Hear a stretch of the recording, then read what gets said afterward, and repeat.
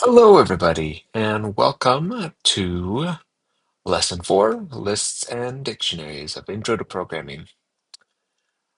All right, so we're just going to get right into it. You'll notice that as we get into lists, that some of the syntax we use is the same syntax we used when manipulating strings. So let's take a look at this first example here. Let's uncomment all of this. All right, so a list is just made by assigning a variable, a name, and then you have these square brackets, and then inside the square brackets, you have your list of items that you want to interact with in some way. So let's print the first thing, which is the drinks, and then we're going to print drinks, and at the 0th position is the king of all drinks. And so that, we'll take a guess to see what that will print. And then we're just going to print the length of the drink. So let's do that real quick. Let's save and run. There we go. All right. So you can see it printed our list. And then coffee is the king of all drinks. And 4 is the length. That's how many items are in the list. So let's go ahead and comment, whoops, comment these out. So lists are mutable, meaning you can change them after you've declared them. So in this case, let's do that and that. There we go. Save it and run it. So we're just saying drinks and then append to the end of that. And then we're asking for an input. What is your favorite drink? So we already have coffee on there. Oops. Let's say latte. And you can see it printed out our list and added the item to the end of it. So let's go back up here and do that. And then you can get the sum of all the numbers in a list. You can do, let's see here, that. Let's go ahead and comment out this. It's not doing anything, but just to keep things consistent. All right. So we're saying we have a list of numbers, and then we want to print the sum of all those numbers. So save it and run it. And you can see down here, it summed up all of our numbers.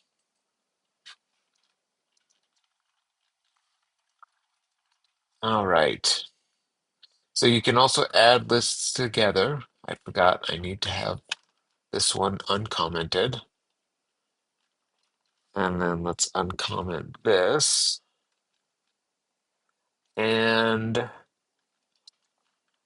this as well. So we have our well, the first list, the second list here, and then a new list which combines list 1 plus list 2.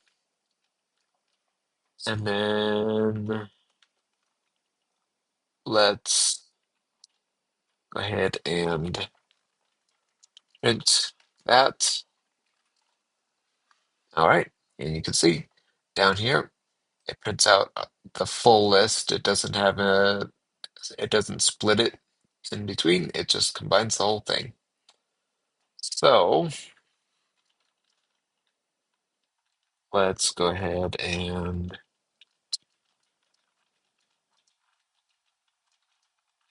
do that. All right, let's talk about tuples. So tuples are very similar to lists, but they're immutable, so you can't change them after they've been made. So let's take a look at a couple tuples here. So the tuple my tuple is some info on Spider-Man. So it's got his name, the age he was when he became Spider-Man, and one of his signature abilities. And then we have another tuple. It's got Iron Man's info.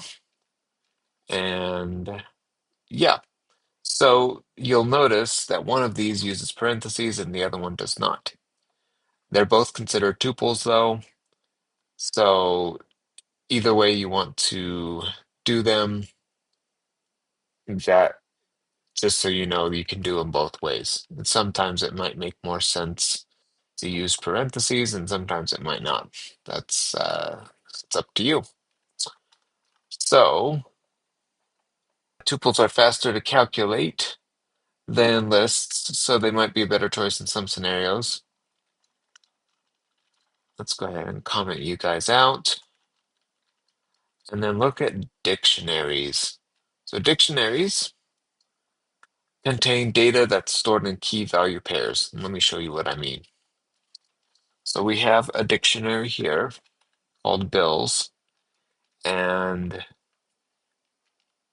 the first key value pair is rent and 1000. So the key is rent, the value is 1000.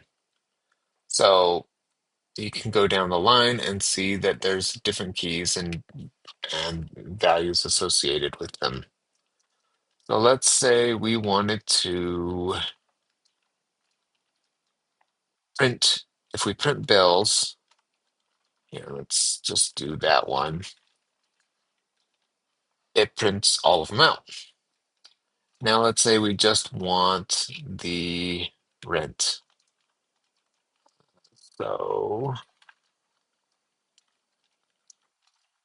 here we go. And it prints out, we say we want the value for rent, and it prints out 1000. So there it is. So you can add new key value pairs to a dictionary using this syntax here. So we want to add a phone bill. So we're going to say phone is equal to 100, and then we're going to print bills and run it. And now you can see our dictionary has the phone bill on the end. So that's sort of the basics of lists, tuples, and dictionaries. Let's take a look at the exercise for lesson 4. So you're going to create a list of your favorite movies and print it to the console. Make sure it has at least 5 elements. Oh, and I repeated myself, then print to the console. So that is your assignment for this lesson. Let's take a look at the previous lesson's assignment and go through how to work it. So that was arithmetic. All right. So you're supposed to print the square root of 8 plus the square root of 16. So I wasn't thinking when I did this. I wanted to give you two just integers as the square roots, but the square root of 8 is not a clean integer. So I wasn't thinking. But let's go ahead and do it. So it is, we're going to do this all in a print statement. Oh, and first we need to import our library. Let's use NumPy.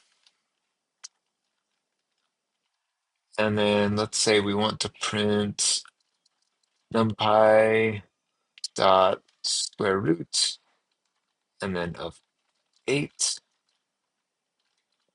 And let's say I want to copy all of that and There we go. Clean this up a little bit. There we go. And then we're going to change this to 16. All right, let's go ahead and print it. What do we get? So you should get 6.82 and following. So if you had any questions on that, please feel free to let me know if something's not working the way you expect it to. You could, if you ran it with math, it would be the same, but let's see. Instead of NumPy, it would be math like that.